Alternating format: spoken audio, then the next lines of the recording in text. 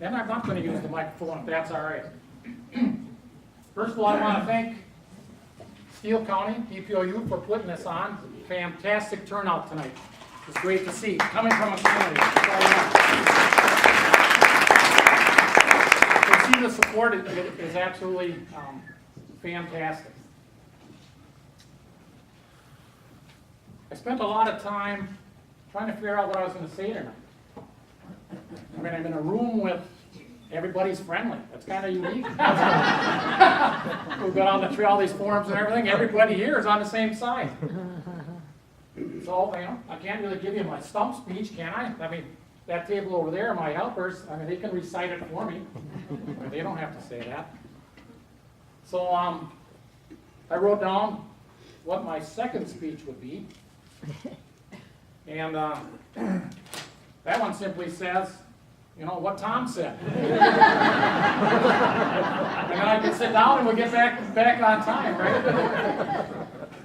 So, what I decided to do tonight is give a big thank you to you folks, and especially my campaign team. From a candidate standpoint, it's phenomenal. As Tom and Mike said, when you get the support and you feel the support. A couple of examples. Doug Jones here, sitting over here, young fella, probably in his early 40s, aren't you, Doug? That man, yeah, he's from near Strand. He's very active in the Rice County DPOU. He himself has put up over 2,000 campaign signs just this campaign season. Wow.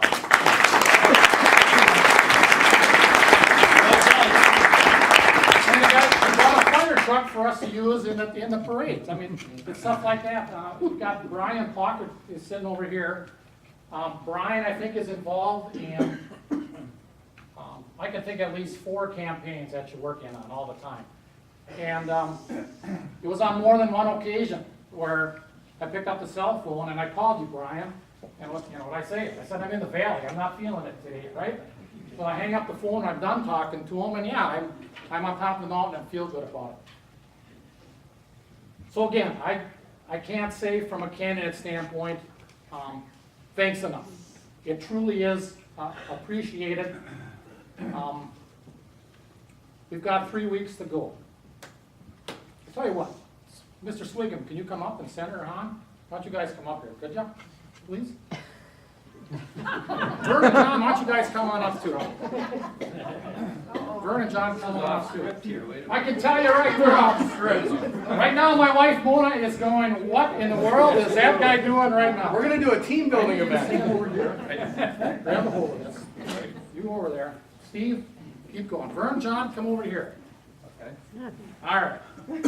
Oh, the finish line. Exactly, my friend. Like win something? Now, here's where we at. It was exactly 6 months ago, almost to the minute, in which you folks endorsed us to run for our respective seats. It was on April 16th. You know what I'm going to do with the finish line? I'm going to go in front here. I came in second last time and I didn't like it. Believe me. So I'm going to go in front this time. So here's what I'm showing you folks. We are this close to the finish line. And District 24, we are in a very unique position. That's kind of how I lost last time at the last second. Shot ahead, right? But we're in a very unique position here. Vern can hang on to the Senate seat. My friend here, John, and myself can turn the House that has been long in the DFL. We have a fantastic opportunity to turn this whole district back to Republican. It's an opportunity that we're...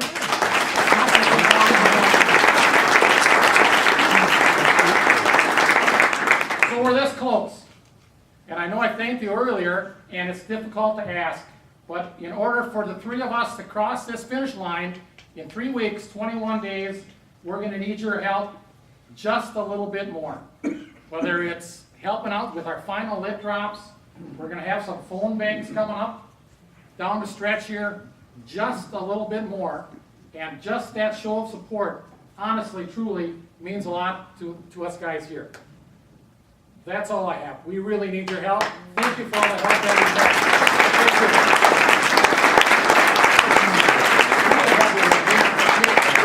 Thank you. I appreciate that, Connie. I started to run for this office actually quite many years ago. I just didn't know it yet. All the experiences that I've had over the past few years has really led me up to this point. And I had thought and talked to my wife about the possibility of running.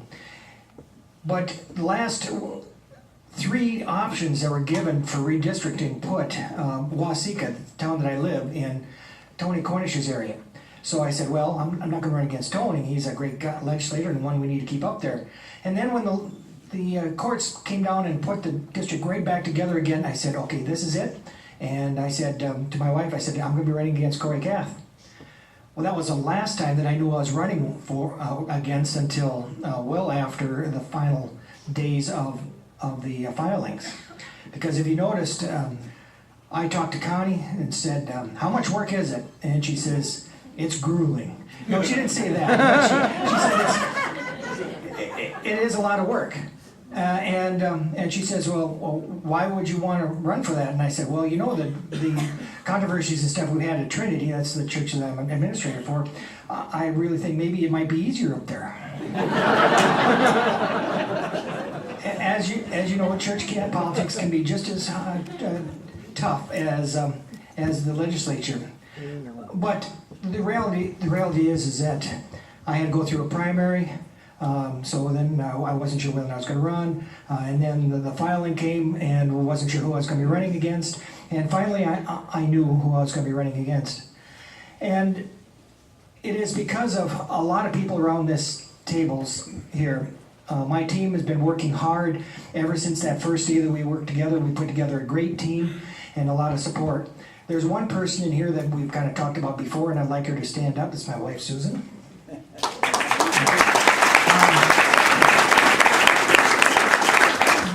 To be honest, she loves door knocking more than I do.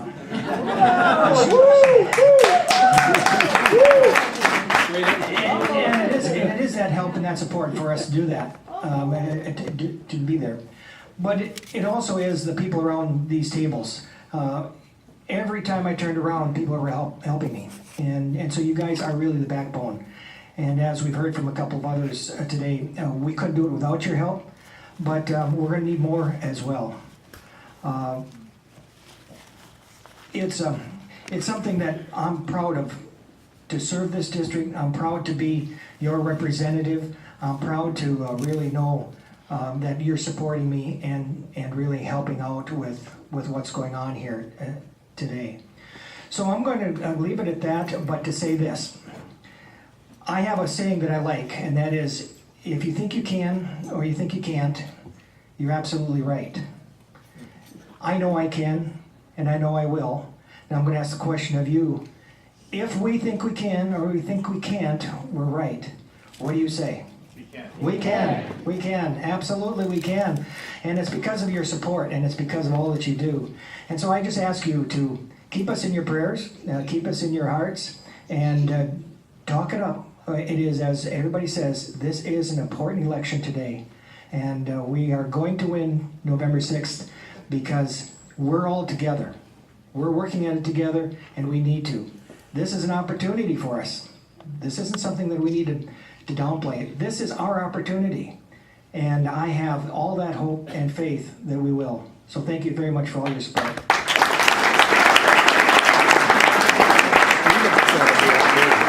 Said tonight already, right? So I can be really quick because we have a debate starting in about 6 minutes.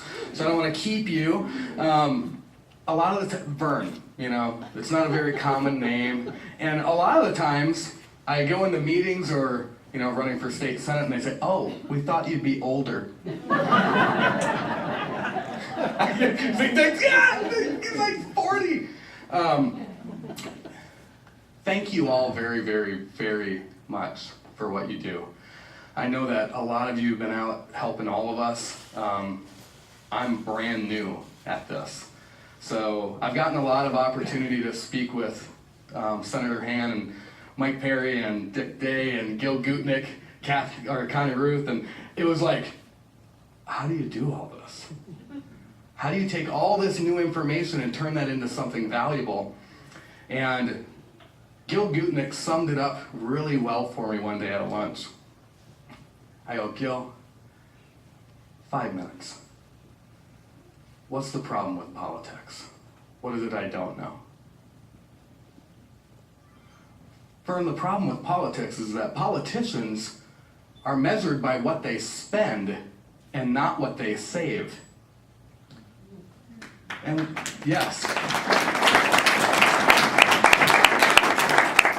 I went, Eureka! I'm a business guy. I do the math. The math has to work. And when we hear all this conversation about policy first, and then parties talking about their policy and what policy needs to stand, somebody has to stand in the middle and say, wait. Did we do the math on this? The math has to work. And I'm committed to that. So when I first started to run, we had made a decision in like January, and I was kind of excited about it. So I'm at the Starbucks here in town, and these girls were ordering like frappy latte foo-foos. Do you guys sell coffee too? I don't know what they ordered, but I'm just here for a cup of coffee. And one of them looked at me, and she had said something, and I go, excuse me, did you say, yeah, are you Sky's dad? My daughter. I go, I am. Are you running for Senate? We just heard that. And I said, I am. We just made the decision. And she goes, well, are you a Republican or a Democrat? And I said, I am a Republican. Oh. And I was shunned by a foo-foo latte frat drinker that I knew very little about what that meant. So I said, so who's buying the drinks? Are y'all on your own? Are y'all going Dutch on this? Or, oh no, she has all the money. So this girl had all the money. She's like, I have a cash card, my parents give me an allowance, and I'm buying all the coffees and foo-foo frappe lattes. And so I said, so how much money goes onto your card every week? She goes, well, I work part-time and then I get an allowance. About $88 a week. I was like, wow. How old are you? I'm 17 and I'll be a voter this fall. I said, okay, so let's imagine, and I grabbed her card. I said, let's imagine that you're $88 a week, and I reckon that you work pretty hard for that $88. And she was proud. She works hard for her money. I said, what if your mom and dad took your credit or your cash card, your debit card, and put $15,000 extra of debt on your card for you every month? How would that make you feel? What? 15,000, when you start equating a $1.5 trillion deficit, and you start doing the math in homes in America, and you think about 100 million households, 1.5 15,000, that adds up, we'll put it on your card. You're gonna pay for this instead of mom and dad. How do you think that would work out for you? My mom and dad would never do that to me. I said, but they're Democrats. So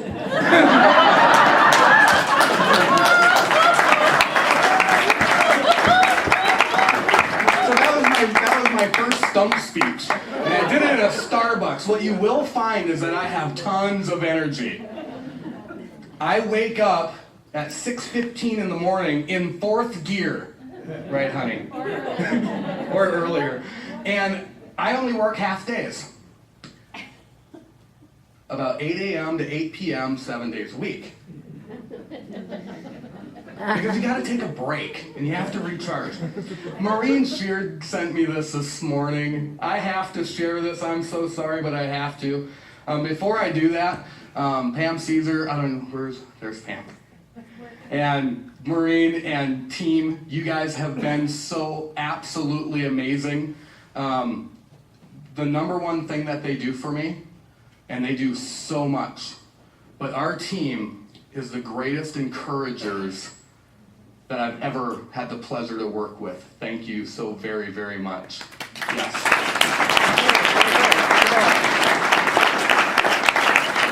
And my wife Darcy, if you'll stand up for a second. Yeah. She's in full-time politics now. I don't let her read the paper. Or the blog. Or the blogs, yeah. Oh, yeah. Let's lie about Vern. He's old. He won't care. I'm not old. There was something that it said, I often wondered why it is that conservatives are called the right and liberals are called the left. Yeah.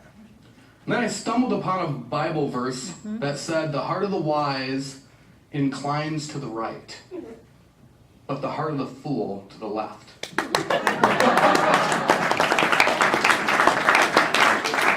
And a spelling lesson for you all. The last 4 letters in American is I can. Yes? Republican. The last 4 letters in Republican is I can. The last 4 letters of Democrats are rats. And remember, November is rodent removal month. Thank you for being here.